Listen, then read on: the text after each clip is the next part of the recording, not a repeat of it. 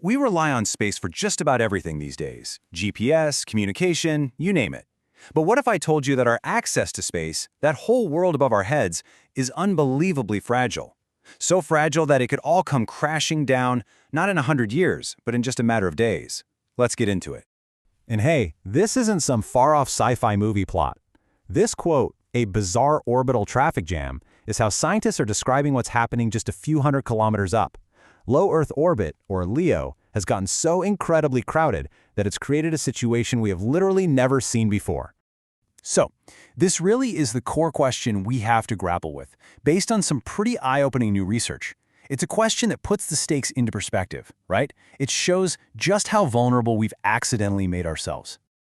Okay, so to really get our heads around this 3-day countdown, we first have to understand that the rules of the game have totally changed up there. The explosion of these satellite megaconstellations has turned our orbital environment into what you could call a literal house of cards. It's really just a numbers game. The sheer volume of active satellites has pushed the whole system right to the edge. The idea of space as this vast, empty expanse, yeah, that's long gone. We are now operating in a space so dense that there is absolutely zero room for error. Now, you've probably heard of the Kessler syndrome before, right? The big scary chain reaction. But here's the thing. We always thought of it as a slow burn problem, something for our kids' kids to worry about. Well, new data says that's just wrong. Because of these mega constellations, it could now be triggered suddenly, like all at once. Get this, 22 seconds.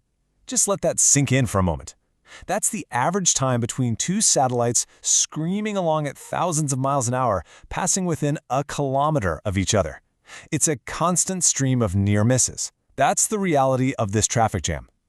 And how do we stop those near misses from becoming full-on collisions? Well, with over 100,000 avoidance maneuvers every single year.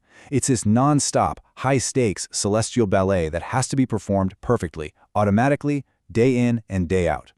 And this quote really hits the nail on the head. Our entire access to space, everything we do up there, hinges on this system working perfectly, all the time, without a single glitch. So you gotta ask, what happens if that perfection suddenly stops? So, how do you even measure this kind of fragility? Well, researchers have come up with this new metric. It's a simple, but frankly, terrifying thought experiment they call the crash clock. So what is this crash metric? Well, it asks a pretty straightforward question. If right now, this very second, every satellite operator on Earth lost the ability to control their satellites, how long would we have until the first catastrophic crash? It's basically a measure of our safety buffer.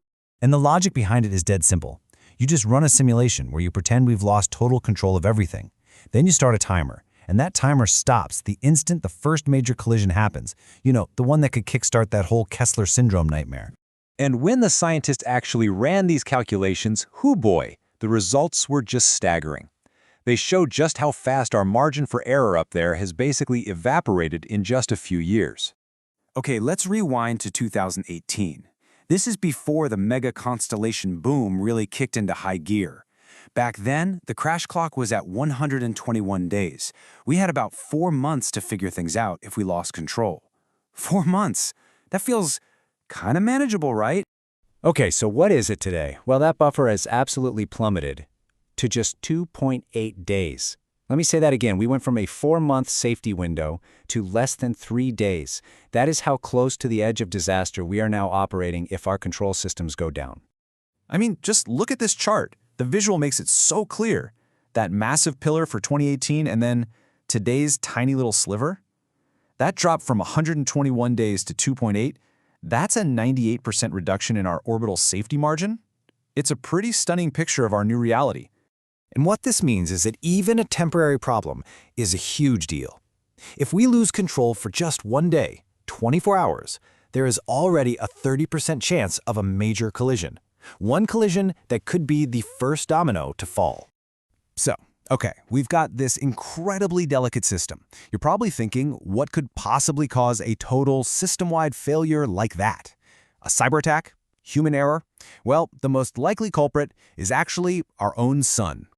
A really powerful solar storm. It's like the perfect 1-2 punch for our orbital house of cards. First, it heats up the atmosphere, which creates unexpected drag on satellites, making their positions, quote, super chaotic.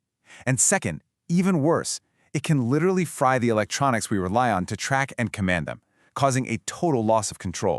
And this is where it gets really unnerving. For a major solar storm, we usually only get about 2 to 3 days of warning before it hits Earth. And what's our crash clock, our safety buffer? 2.8 days. The timelines are almost exactly the same. We are in a race against time with basically no margin for error. None. So what would this actually mean for us down here? Why does any of this matter? Because if that house of cards does collapse, it doesn't just mess things up for scientists and astronauts, it would fundamentally change life for every single person on the planet. Think about it. We would lose GPS. And that's not just your map app. That's global shipping, supply chains, even financial networks. We'd lose global communications as we know it. Modern weather forecasting, gone. A lot of critical climate science, gone. And of course, we would be trapped here, on Earth, ending any real hope of space exploration for generations. So this all leads us to one final, really critical point.